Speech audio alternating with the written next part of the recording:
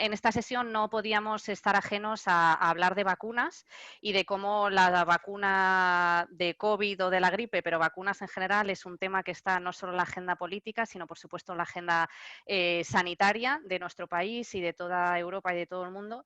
Y por eso hemos planteado este título, que es El futuro de las vacunas, retos institucionales, ¿no? Como sabéis, desde APRI, como Asociación de Profesionales de las Relaciones Institucionales, no estamos ajenos a nuestra profesión y institucional y de la colaboración también público-privada, ¿no? De laboratorios, administraciones y un montón de stakeholders, ahora que todo el mundo recibe un montón de información de todos los ensayos, todos los proyectos que están pasando. Para ello tenemos a 3 grandes ponentes que nos acompañan. ¿Por cuál empiezo? Irene, los 3 son top absolutamente, a los cuales les doy muchísimas gracias por haber aceptado participar en esta mesa digital. Esperamos pronto poder hacer más en persona, que nos hace mucha falta. Y bueno, pues voy a empezar por uno de los grandes expertos ahora mismo en vacunas, que está en la agenda sociosanitaria, política y sobre todo de los pacientes también, que es nuestro querido Pedro Alsina, ¿no? Y yo creo que ha sido uno de los protagonistas de esta crisis, siendo farmacéutico de formación y de vocación. Uno de sus liderazgos, yo creo, en esta pandemia y luego desde el cariño que le tenemos todos, y eso nos contará algo, ha sido sin duda poner en su propia voz, su propio testimonio de la pandemia en sí, ¿no? Y de lo que ello ha supuesto, supone y por supuesto su compromiso desde el laboratorio en el cual está y la experiencia que tiene para hablar de vacunas. Así que bienvenido, Pedro, y muchísimas gracias por tu liderazgo y tu compromiso en este sentido.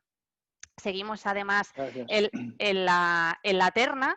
Tenemos a Mario Arias Oliva, licenciado en Ciencias Económicas por la UCM, doctorado en Dirección de Empresas, profesor de universidad, desarrollador organizacional autónomo y sobre todo, bueno, se dedica a la experiencia de las aplicaciones de las nuevas tecnologías, ¿no?, aplicadas al mundo de la empresa. Y si no me equivoco, Mario, corrígeme, dirige además muchas investigaciones y es miembro de la Business Research Laboratory. Y además está trabajando en la aceptación de un estudio para vacunas del COVID, que sin duda es una de las madres del cordero que tenemos que afrontar esta tarde, ¿no? Correcto, Y luego muchas gracias, Adrián, a muchas ti, gracias. muchísimas gracias por contar, por poder tenerte esta tarde y por poder contar con tu experiencia. Y luego tenemos a Federico Montalvo, que también me hace especial ilusión. Gracias, Federico, por tu participación de antemano, porque además de ser el presidente del Comité de Bioética de España, profesor de la Facultad de Derecho en ICADE y miembro del Comité Internacional de Bioética de la UNESCO, creo que era la persona, ¿verdad?, que queríamos y buscábamos para aportar la parte más de bioética, humanismo, derechos fundamentales, que la parte de hablar de vacunas necesita, ¿no? Sin duda la vacuna es un hecho muy concreto. Hablábamos de los padres y las custodias antes. Hemos vivido estos últimos años pro vacunas, anti vacunas. La historia de las vacunas en sí es una historia de superación de pros y contras, de posicionamiento de laboratorios, ¿no? Pero también es una historia de aceptar o no de derechos fundamentales, obligaciones y derechos de ponerse una vacuna o no, y cómo no, de la salud pública, que está tan en juego últimamente en todo el mundo y sobre todo aquí en España, ¿no?, como concepto fundamental, derecho fundamental y personalísimo, ¿no? Así que yo os dejo la tribuna. Me han pedido que sea estricta con los tiempos, así que procuraré serlo, porque lo que va a ser muy interesante después de los 10 minutos que tenéis va a ser sobre todo que los miembros que participan en esta sesión puedan hacer muchas preguntas, ¿no? Así que muchísimas gracias a los 3. Adelante. Empiezas, Pedro, ¿te parece? Bueno, muchas gracias. Yo voy a ser estricto también con los tiempos, creo que voy a regalar algún minuto además de los 10. Voy a intentar de alguna manera dar una serie de pinceladas para dibujar cuál es el escenario actual de las vacunas, para que luego en turno de preguntas pues ya cada uno que quiera profundizar en algún aspecto concreto pues que lo haga, ¿no? Pero me vais a permitir que sea así como muy general. Y quería empezar por mostrar algo de lo que venimos hablando hace muchos años. Federico ya lo ha oído en alguna ocasión en algún curso de verano, sobre la importancia estratégica que tienen las vacunas. ¿Y por qué digo esto? ¿No? Porque la importancia que tienen es enorme. Ahora incluso hemos visto la importancia geopolítica o la importancia geoestratégica, ¿no? Y esto es algo que se ha puesto de manifiesto ahora precisamente con el tema de la pandemia de COVID-19, ¿no? Yo no había visto nunca en la vida las vacunas tan en el foco mediático como lo están ahora. Nunca hubiera esperado ver titulares, y leo textualmente, Wall Street se ilusiona con una vacuna. Es decir, la salud financiera mundial depende en este momento de las vacunas frente a la COVID-19. Y cuidado, que no van a ser la panacea ni la única solución. Hay que tomar otras medidas, pero evidentemente cualquier recuperación va a pasar también por ahí. Pero ¿por qué digo que son estratégicas? No solamente por esto, sino porque las vacunas son la base de todos los programas, obviamente, de inmunización no solamente de los países, sino de las instituciones tipo la OMS, tipo otras instituciones público-privadas que existen, que se encargan de vacunar pues, en los países que están en vías de desarrollo. Y esto es fundamental. Y así se salvan millones de vidas todos los años. Luego las vacunas nos han servido pues, para controlar, para eliminar e incluso para erradicar enfermedades, como es el caso, en este caso, de la viruela. Hay dos enfermedades que se han erradicado en el mundo, la viruela y la peste bovina africana. Lo que pasa es que la peste bovina africana es una enfermedad, obviamente, de los animales. Y hay una tercera enfermedad, que es la poliomielitis, que sabéis, hace poco ha salido el comunicado de África también está libre de polio, con lo cual solamente nos quedan 2 reductos en Pakistán y en Afganistán, y una vez se eliminen de esas zonas, podremos decir que la poliomielitis está erradicada de la faz de la Tierra, y sería una tercera enfermedad erradicada gracias a las vacunas.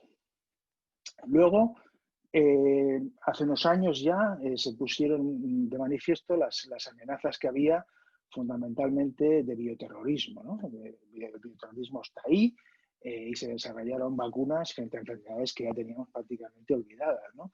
El ántrax, por ejemplo, la viruela, que hemos utilizado la vacuna y la hemos usado para erradicarla de la faz de la Tierra, pero estamos desarrollando nuevas vacunas frente a viruela mucho más seguras que las que utilizamos en su día, ¿no? Y vacunas mejoradas. ¿Por qué? Porque también potencialmente sería un arma biológica que pudieran utilizar en caso de que mentes truculentas pues pudieran tener esa idea, ¿no? Les pasara por la cabeza. También enfermedades emergentes. Estamos hablando del cambio climático. Los vectores, como son los mosquitos, están cambiando sus latitudes y estas enfermedades que ellos son portadores, pues en cualquier momento, y de hecho ya las empezamos a tener en Europa, incluso obviamente en España, ¿no? Tenemos casos de fiebre de Crimea-Congo, que sabemos que son aves migratorias pues que en algún momento paran a repostar y la garrapata de turno pues se desprende y cuando pasa pues, un incauto por allí pues le pica y le puede producir esa enfermedad, ¿no? Todo esto son amenazas que son, digamos, evitables o podrían ser usadas las vacunas para poder luchar contra ellas, ¿no?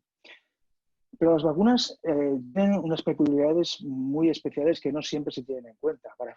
Las vacunas se fabrican con una materia prima que son seres vivos, son microorganismos normalmente. Estamos hablando de bacterias, de virus o incluso de parásitos, como es el caso de la malaria, ¿no? Entonces, esto no es trabajar con química farmacéutica, esto no es poner un turno de noche y a la semana siguiente tengo un lote de vacunas nuevo, no, las vacunas tardan de media un año y medio en fabricarse. Las hay de 6 meses y las hay de casi 2 años y medio, pero la media es aproximadamente unos 14, 15, 16 meses, ¿no? Y esto evidentemente marca mucho el tipo de producción, que como he dicho es larga, compleja y además los requisitos de seguridad son muy grandes, como hemos visto con el caso de la COVID-19, que todo lo que está saliendo de paradas de los ensayos, la lectura positiva, que no todo el mundo la hace bien, porque no todo el mundo es capaz de interpretarlo así y tampoco a veces nos explica demasiado correctamente, son buenas noticias, y es que los sistemas de control funcionan. Aparece algo inesperado y se para la investigación. Se investiga y si se ve que no hay relación causal con la vacuna, pues se sigue adelante. Pero insisto, son buenas noticias, no son malas. Lo que pasa es que estamos poniendo el foco ahí y estamos creando una imagen distorsionada de la realidad. Eso es lo que me preocupa. Y luego el ecosistema de las vacunas. El ecosistema de las vacunas me refiero a que es un entorno en el que hay muy pocos fabricantes de vacunas. Para que os hagáis una idea, a nivel global solamente hay 5 compañías que fabrican vacunas para todo el mundo. Es verdad y es cierto que luego hay compañías locales que fabrican vacunas para su mercado local. Mercados locales que pueden ser muy grandes, como es el caso de China o la India, pero que en principio están fabricando para esos mercados locales, no fabrican globalmente, y esto es preocupante. No hay hay vacunas que solamente las fabrica una sola compañía. Para que os hagáis una idea, en los Estados Unidos, en el siglo pasado, en los años 70, yo ya había nacido, por no muy lejos, pero yo ya había nacido, había 26 fabricantes de vacunas. Después de una serie de crisis que hubo, crisis por efectos adversos, de seguridad, con la encefalitis, que también han salido estos días, quedaron 4 fabricantes de vacunas. ¿Por qué? Porque no era un mercado atractivo. Las compañías no querían invertir en vender productos a precio muy bajo, a menos de $1, para luego tener que hacer frente a indemnizaciones millonarias, ¿no? Y luego por eso Estados Unidos creó un fondo de compensación. Bueno, y ahí nos podríamos enrollar mucho, pero quiero decir que es un mercado en el que hay muy pocos productores globales de vacunas. El futuro de las vacunas pasa fundamentalmente por las nuevas tecnologías. Lo estamos viendo con las vacunas candidatas a COVID-19, vacunas de ADN, vacunas de ARN, vacunas con ARN mensajero, vacunas recombinantes. Hay muchas tecnologías que están ahora en este momento en boga gracias a esta investigación que se está haciendo. Pasa por incrementar la eficacia de algunas vacunas actuales, que son mejorables, la vacuna antigripal, la vacuna para la tosferina. Pasa por conseguir nuevas vías de administración. Hace años que se habla de vacunas comestibles, de hacer que una planta pueda ser capaz de sintetizar una proteína que es el antígeno que tú necesitas, e ingiriendo la planta pues puedas inmunizarte. Eso es parches con microagujas, un parche que te lo pones en la piel, que prácticamente no notas los pinchazos y te está inyectando, digamos, la proteína que la tienes ahí liofilizada en forma de cristales, y por el propio calor de la piel se va disolviendo y va penetrando. En este caso, la tecnología todavía va por detrás del conocimiento, en este caso concreto, y todavía no hay vacunas que se puedan hacer así, pero es una vía que veréis que en el futuro aparecerá. Te queda el último minuto. Sí. Mensajes. La cadena de frío es muy importante, que también deberíamos depender de ella, y las tecnologías nos van a ayudar a esto. Y fundamentalmente, el último mensaje, la gran lección de esta pandemia de COVID ha sido, y ahí voy a los retos institucionales, porque si no dirá este tío de qué estoy hablando, ¿no? Retos institucionales pasan todos por la colaboración. Se ha demostrado fehacientemente que en esta pandemia de COVID ha habido una colaboración brutal. Nunca en la vida ha habido más de 200 candidatos a vacunas, de los cuales tendremos aproximadamente un 10% que lleguen a buen puerto, con lo cual vamos a tener a lo mejor 20 vacunas para la COVID-19, y esto es un exitazo. ¿Y por qué ha sido esto con tan poco interés, digamos, por este mundo? Pues ha sido por la colaboración público-privada, todas las instituciones, la inversión en recursos financieros, en recursos humanos, y sobre todo la colaboración también en cuanto a conocimiento y el intercambio de información que tenían las compañías y todas las instituciones universitarias y de investigación y todo esto. Yo creo que esta es la gran lección y este es el gran reto para el futuro. Sin duda, clavado, muchísimas ¿no? Gracias. Clavado, vamos, te sobran 10 segundos, pues no me cabía la menor duda. Mario, te toca el reto de los 10 minutos. Superar a Pedro. Perfecto. Gracias, Pedro. Va a ser difícil superar Ha dejado mensajes ya colocados luego para las preguntas. Perfecto, pues decía que va a ser difícil superar a Pedro, pero no solo por los 10 minutos, ¿no? Sino por el interés de la ponencia, pero vamos con ello. Bueno, yo en este caso me temo que sí que usaré un pequeño PowerPoint, compartiré pantalla con vosotros. Si me podéis confirmar si se ve correctamente. Sí. Perfecto, bueno, pues yo soy Mario Arias, pero en realidad me invitó API a participar hoy de un estudio que está todavía en revisión en una revista, se encuentra en estos momentos en revisión ciega, estudio riguroso, académico y científico sobre la aceptación de la vacuna COVID. Por favor, silenciaros los micrófonos. Sí. Gracias. Entonces, bueno, el estudio lo he hecho en colaboración con Jorge Pellegrín de la Universidad de La Rioja, Ali Al-Jamenet, que es colaborador también del Social and Business Research Laboratory de la Universidad Rovira i Virgili, Miguel Prado de la Universidad, perdón, de la Universidad Rey Juan Carlos, está mal escrito, me he equivocado, de la Universidad Rey Juan Carlos de Madrid. Entonces, bueno, los académicos siempre tratamos de hacernos preguntas inteligentes y responderlas, en este caso, aproximaciones de ciencias sociales. ¿Qué es lo que hemos encontrado? Bueno, pues el gráfico que vemos en pantalla es de McKinsey y McKinsey nos plantea que en el escenario más optimista para hacer frente a la pandemia es necesario que un 70% de la población se vacune en los 3 primeros meses. Este es el más optimista de los escenarios de McKinsey. Bueno, ahí Pedro tendrá que decir porque, insisto, nosotros nos hemos aproximado desde el punto de vista más social, ¿no? Y dice que eso implicaría que más un 10% de inmunidad de rebaño, pues se pudiera lograr la inmunidad de grupo. Y después nos hemos encontrado también en McKinsey, que habla de cuándo pasará el COVID. Y aunque Pedro planteaba, y yo estoy de acuerdo desde una aproximación diferente a la que él hace, que las vacunas no van a ser la panacea y la solución única, sino que va a ser una solución importante y complementaria. Pero fijaros que McKinsey plantea en el escenario más probable lo mismo, la salida hacia finales de 2023, suponiendo que hay vacunas del COVID hacia el final de este año 2020 o el principio del 2021, que la vacuna se puede distribuir a un porcentaje importante de la población en los 6 primeros meses y, por último, que hay una amplia base de la población que desea vacunarse.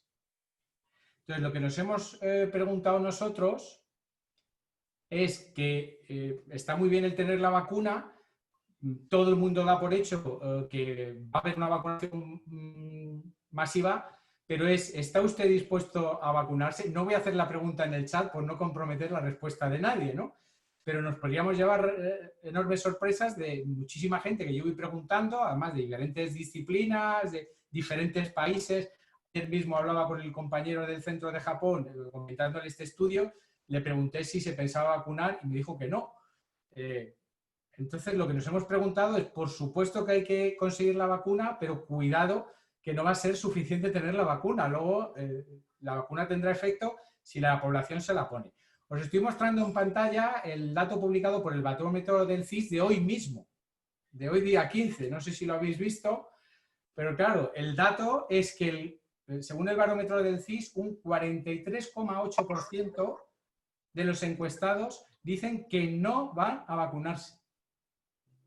Y claro, McKinsey y otras consultoras, y supongo que ahí Pedro también después nos complementará, pues dicen que no sé qué porcentaje, pero está claro que un porcentaje amplio y superior al 50% de la población debe de vacunarse, ¿no? Si queremos tener efectos en la vacuna.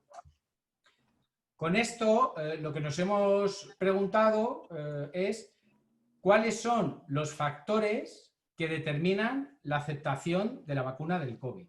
Es decir, estudios de porcentajes ya hay. El barómetro del CIS, hemos encontrado diversos estudios con muestras muy amplias en Estados Unidos, en otros países, que indican incluso por características de la muestra, por género, por edad, por educación, por nivel de educación. Pero nosotros no teníamos los recursos para hacer un estudio así y considerábamos que ya estaba hecho. Entonces, lo que hemos tratado de estudiar es qué factores influencian y determinan que yo me vacune o no me vacune. Los factores críticos. Para eso hemos hecho una revisión extensa de la literatura de aceptación de vacunas y finalmente nos decantamos por la relevancia, por estos 4 factores que influencian en la intención de usar la vacuna de alguien. El primero es la eficacia de la vacuna. Es decir, cuanto mayor sea la eficacia de la vacuna, más intención de ponerme la vacuna voy a tener. Si yo pienso que la vacuna del tétanos, de la poliomielitis, es muy eficaz y me protege de esa enfermedad, mi intención de usar la vacuna va a ser muy, muy, muy, muy elevada. Por el contrario, si la eficacia de la vacuna es baja, si yo pienso que, bueno, me voy a poner la vacuna, pero tengo un 60, 70, 40% de probabilidades de que realmente me inmunice a esa enfermedad, pues bajará la intención de usar la vacuna. Este es un primer factor. El segundo es la influencia social. Es decir, pensamos que en las decisiones de aceptación de cualquier producto, desde el punto de vista del marketing, de cualquier tecnología, incluidas de las vacunas, la opinión que tienen el resto nos va a influenciar sobre si queremos vacunarnos o no. Esta influencia social puede venir desde los círculos más próximos, más cercanos, lo que piensa mi padre, lo que piensa mi abuelo, lo que piensa mi jefe, mi compañero de trabajo, y en un círculo más amplio ya es una influencia lo que pueden pensar pues, personas influyentes, líderes de opinión, instituciones internacionales como la Organización Mundial de la Salud, la OCDE, entonces todo eso va a influenciar en mi opinión. Si yo oigo cosas positivas de una determinada vacuna, nosotros pensamos que la intención de usar las vacunas va a aumentar. Y tenemos otros dos factores que también hemos incluido. El primero es el miedo al virus. Cuanto más miedo tenga yo a contagiarme del COVID, más intención de uso voy a tener en usar la vacuna, ¿no? Y al revés, si yo realmente pienso que este virus no es importante, no me voy a contagiar, pues menos intención tendré de usar la vacuna. Y por último, consideramos también relevante el miedo a los efectos de la vacuna. Estos efectos pueden ser a corto plazo, inmediatos, es decir, me vacuno y estoy un día con un poco de fiebre, malestar, dolor de cabeza, y pueden quedar efectos secundarios importantes. Lógicamente, cuanto más miedo tenga yo a los efectos de la vacuna, menos intención de vacunarme voy a tener.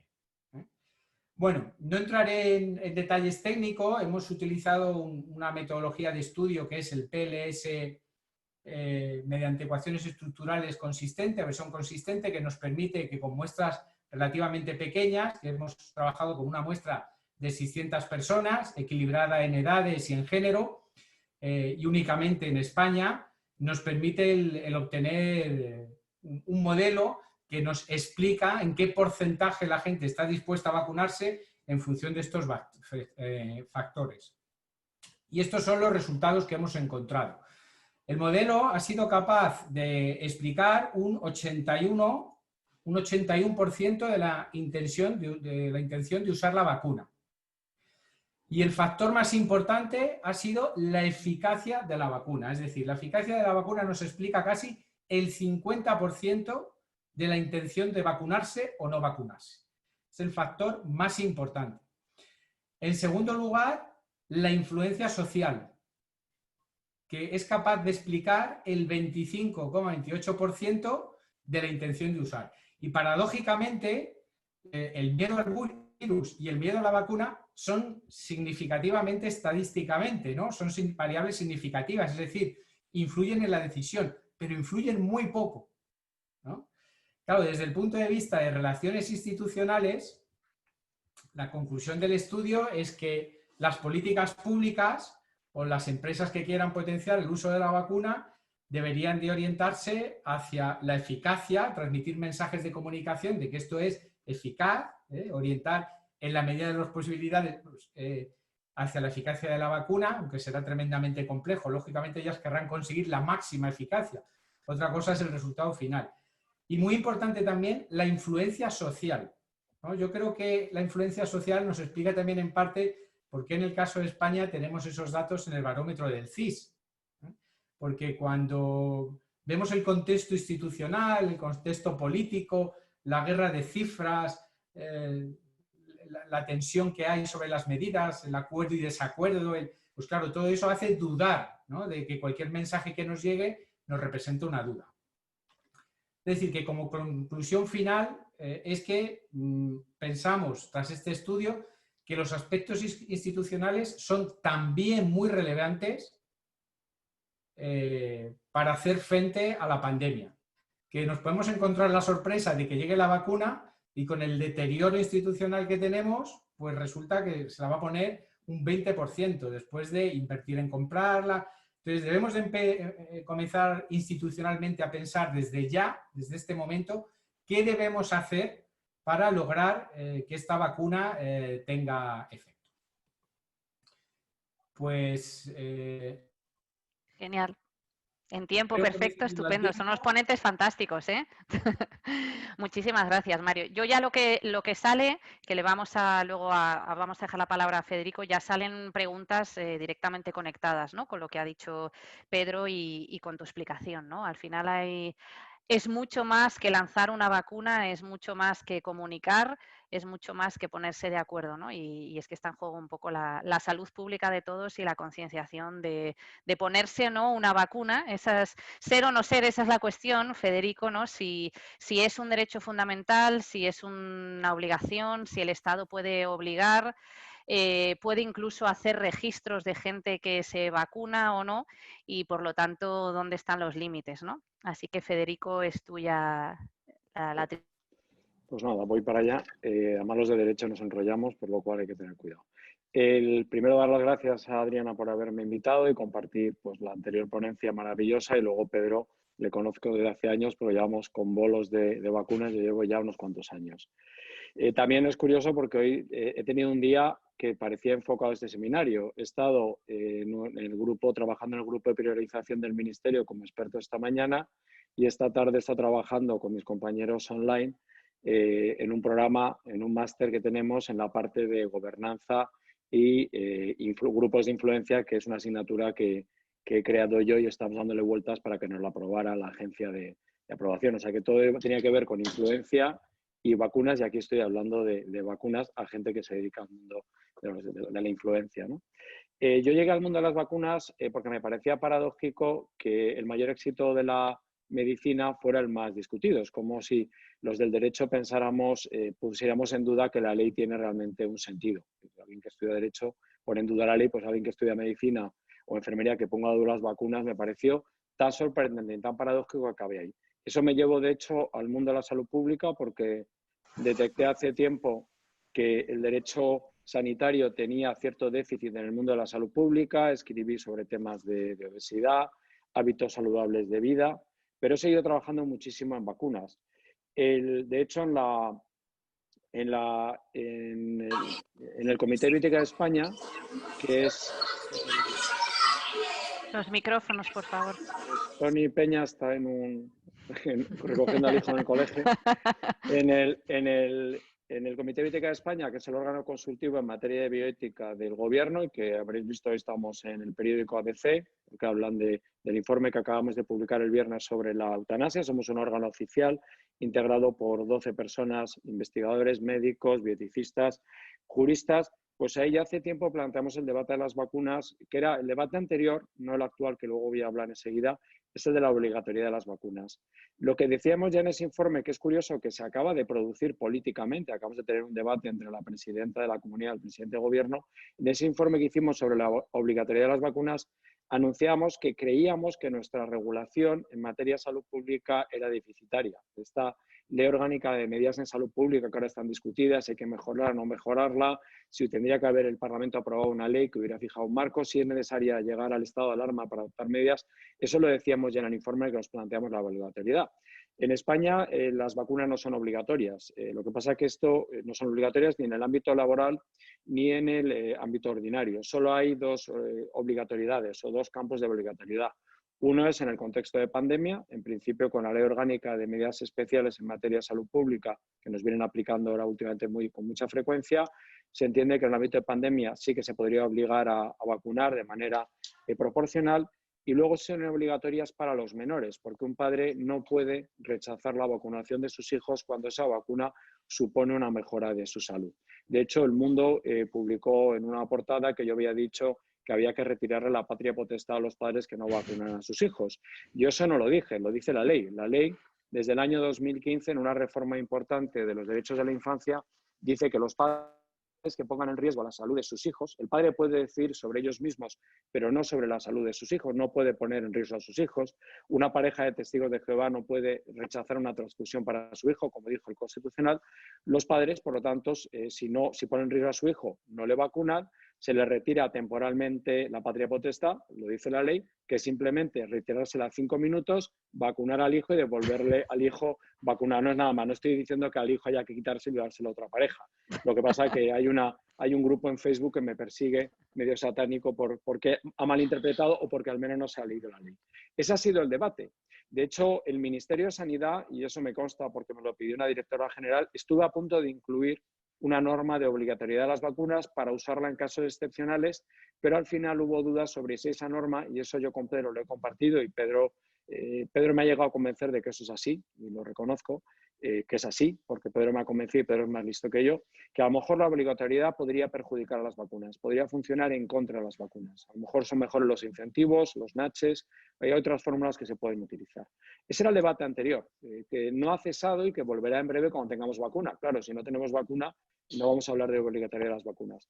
El debate ético actual es muy rico, y es el que he estado esta mañana trabajando, que es el tema de la priorización. Y este es un tema interesante. España va a recibir un número de vacunas X que va a permitir vacunar inicialmente. Vamos a vacunar por fases, va a haber un número inicial bajo, un número más amplio en segunda fase y en tercera fase vamos a poder alcanzar a casi toda la población. Claro, durante un año posiblemente solo podamos vacunar a lo mejor al 10-20% de la población, teniendo en cuenta que tenemos ahora mismo personas que hayan pasado la enfermedad, podremos alcanzar al 1.000.000 de personas. Pero tampoco el pasar la enfermedad determina nada. Yo estoy confinado ahora mismo en casa porque mi madre ha dado esta mañana positivo, yo tengo anticuerpos, sufrí la COVID, además la verdad que lo sufrí de verdad a principios de marzo, pero en la universidad me han dicho que me vaya a casa porque aun teniendo anticuerpos el criterio es que se me aplica el criterio burbuja y me he tenido que venir a casa. Entonces, aun admitiendo que los que tienen anticuerpos no necesitan ser vacunados, estamos hablando de que necesitaríamos vacunas para 42, 43 millones de personas o al menos 40 y vamos a tener mucho menos. Entonces hay que priorizar. El tema de la priorización es un tema interesante. Aquí hay que decir algo a favor, y a lo mejor lo único que digo a favor del gobierno, con todo el respeto para el gobierno, pero a favor del gobierno es que al menos esta priorización de vacunas está haciéndose de manera muy seria. De hecho, yo comparto grupo con gente que Pedro conoce tan bien como conozco yo. Me he encontrado ahí con todos los que yo iba haciendo bolos de vacunas, por tanto quiere decir que debe ser la gente que sabe a los que yo acompañaba y con los que aprendía de vacunas. Lo está haciendo bien. En contraste a lo que ocurrió en marzo. En marzo el Comité de Bioética de España, os animo a leerlo, hizo un informe sobre la priorización de los recursos en las UCIs. Porque recordad que en marzo tuvimos un grave problema que era un número escaso de respiradores para un gran número de personas que lo demandaban y algo peor, que una sociedad científica con muy buena intención publicó y tuvieron mucho impacto en la prensa unas recomendaciones en las que hablaba de conceptos como la utilidad social, excluir a las personas mayores de 80 años, de los cuales el 80% ha superado la enfermedad de los mayores de 80 años, porque un mayor de 80 años no lo mata casi ni el virus, o sea, suena a una metáfora, pero es así, y luego pues, excluía también, en principio, a personas con discapacidad. Eso se hizo mal, una sociedad científica no puede establecer la priorización de recursos, eso solo le corresponde a la administración pública, es decir, si los recursos son escasos, debe ser la administración lo que lo distribuya, obviamente teniendo en cuenta criterios científicos, no lo puede hacer la administración, pero hay que tener en cuenta criterios económicos y criterios también políticos y jurídicos. Ahora parece que está haciéndose bien y os puedo confesar que es un trabajo difícil, porque tenemos que decidir a ancianos, a qué ancianos, a sanitarios sí o no, sociosanitarios. Hay un criterio que tampoco podemos hablar mucho porque tenemos un pacto de confidencialidad, pero estamos manejando también el criterio económico que yo creo que es muy importante y luego en el debate podemos hablar sobre esto, sobre a quién priorizamos. Porque a mí algo que me preocupa y que estoy observando, en el informe del Comité de Bioética hablábamos de que la salud era lo primero. Estamos hablando, el informe se emitió el 25 de marzo. Por cierto, todo el Comité de Bioética de España tuvo la COVID porque nos contagiamos en una reunión en el Carlos III. Resultaba bastante paradójico.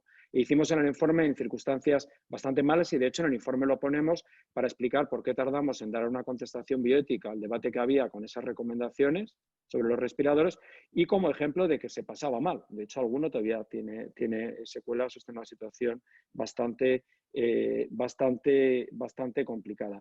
Y digo que es un tema extraordinariamente complicado porque hay que buscar puntos de encuentro, hay que decidir a quién. Pero ahí en ese informe lo que decíamos que la sanidad es lo primero, pero también decíamos que el principal determinante de salud es la economía. Hablar de salud sin hablar de economías no es hablar de salud. Claro. Y eso lo está diciendo ya la OMS. Y para mí eso es esencial. Eso significa equilibrar salud con economía. Y yo creo que, y acabo con esto, observo un riesgo recientemente que lo observo en gente muy inteligente, lo cual me preocupa, que es el riesgo, la sociedad de riesgo cero. El riesgo de la sociedad de riesgo cero. Si vamos a desarrollar una sociedad a partir de la pandemia que no asume ningún riesgo o que el riesgo es cero, la sociedad se colapsa. Económicamente la sociedad. Nuestra sociedad, como dijo un filósofo que murió recientemente, un alemán, Ulrich Beck, es una sociedad del riesgo. Nuestro confort y desarrollo económico supone asumir riesgos. Volar supone asumir riesgos. La energía nuclear supone asumir riesgos. Nuestra vida es una vida de riesgos. Otra cosa es el riesgo tolerable e intolerable. Pero plantearnos a partir de un riesgo cero es destruir económicamente la sociedad. Y además destruir a los más vulnerables. Porque los que teletrabajamos, los que podemos dar esta charla teletrabajando, los que podemos desarrollar nuestra actividad económica a través de los medios digitales, vamos a poder seguir disfrutando de un confort. Pero hay mucha gente que ni pueden teletrabajar, ni es fácil que puedan adaptarse a un mundo digital. Y eso lo estamos llevando a la ruina. Y ya sabemos lo que ocurre con una sociedad en la que hay grandes diferencias sociales, como nos dijo hace un tiempo Robinson, que es una sociedad en la que la democracia empieza a tambalearse. Y acabo con una idea rapidísimo, porque ya sé que estoy un minuto fuera, pero me lo ha cedido Pedro. Ha dicho algo muy interesante, Mario, y me parece que es interesante remarcarlo en estudios que nos han presentado en el grupo de priorización del Ministerio. Cuando se habla de los antivacunas y de los contrarios a la vacuna, también hay que evitar ser, no lo digo por Mario que no lo ha sido, pero esto es curioso, es reforzar este mensaje. Evitar ser dicotómicos. Según algún estudio que yo he leído interesante, solo el 7% es antivacunas puro. El 70% de la población, 75%, son de los que no a las vacunas con dudas o de los que sí a las vacunas con dudas. Digo que la dicotomía en esto es peligroso, porque es verdad que con los radicalmente antivacunas se puede trabajar poco, pero tenemos un 30-35% de personas que tienen dudas con las vacunas, pero se les puede convencer.